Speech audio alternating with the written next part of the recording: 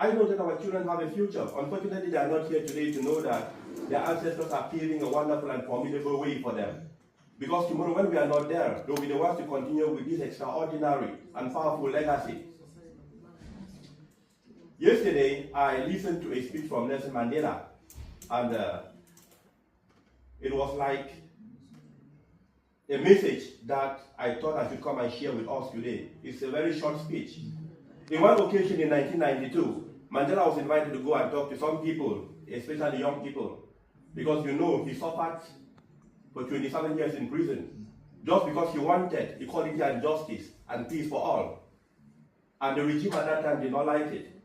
But when he came out of prison, he thought that the most important thing to do was reconciliation and for people to be together, because he knew that when you don't have the maturity as a leader to reconcile and to forgive other people, you perpetuate things that did not work in history.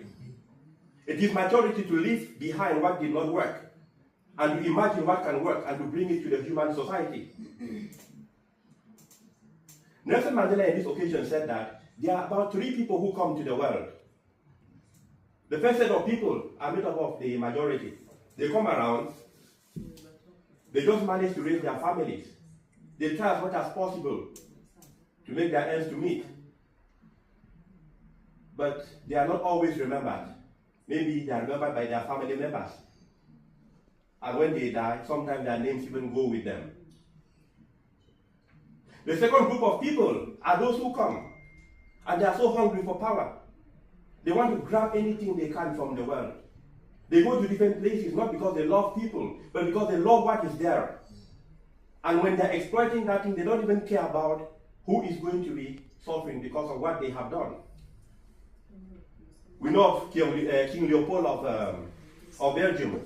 He went to the Congo, stole a lot from the Congolese, killed a lot of people. But unfortunately, history does not really remember him to be a bad person.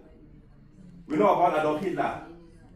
He did a lot of destruction in the world, but thankfully we remember that he did not do right.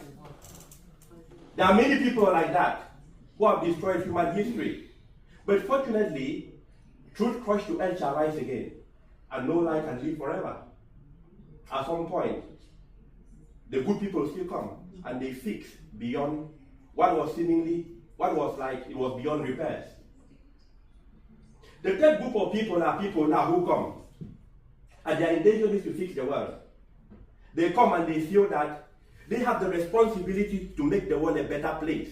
They come and they feel that all problems of human destiny can be solved by man, and that man can be as big as he wants to be. That the human spirit is indefeatable.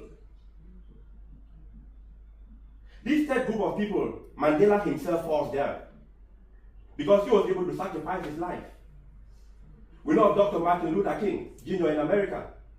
He died at the tender age of 39 years old, but he committed his life for the freedom of all people, black people and white people alike. And he believed that the most powerful and potent weapon to use for social transformation is non-violence. It's communication. It's coming together like this as we have come together today. Communication with each other with respect is one of the most formidable forces that can move human history and the human being to a better place. Human progress does not rule on the wheels of inevitability. Things will not happen just because we expect them to happen. There are many good people in the world who sit behind and do nothing. Unfortunately, the powers of evil are more organized than the power of goodwill. We are here today because we want a better world, a better day for our children. But it is important to think beyond that, to think beyond wishing, expecting, desiring, but to ask ourselves, what do we do beyond here? What do we do in our families?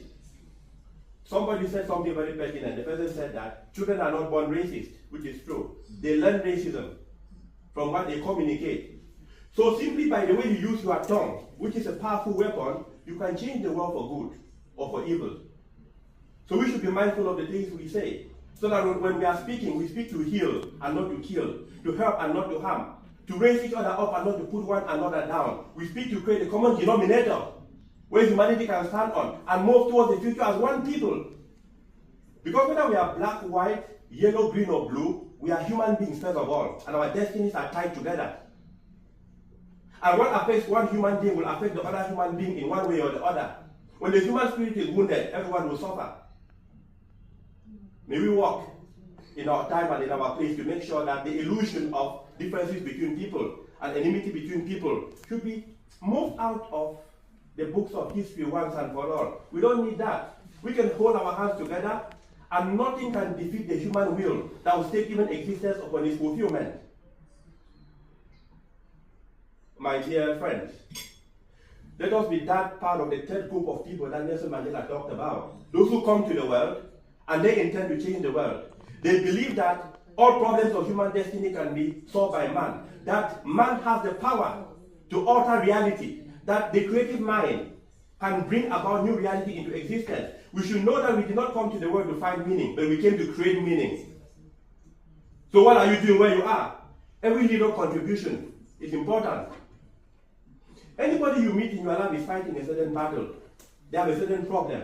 Even though when they are smiling. So a listening ear from you, a smile from you, and an encouraging word can save a life.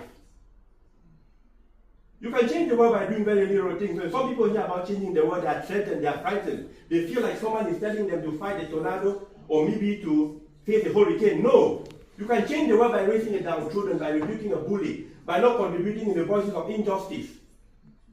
By remembering that injustice anywhere is a threat to justice everywhere.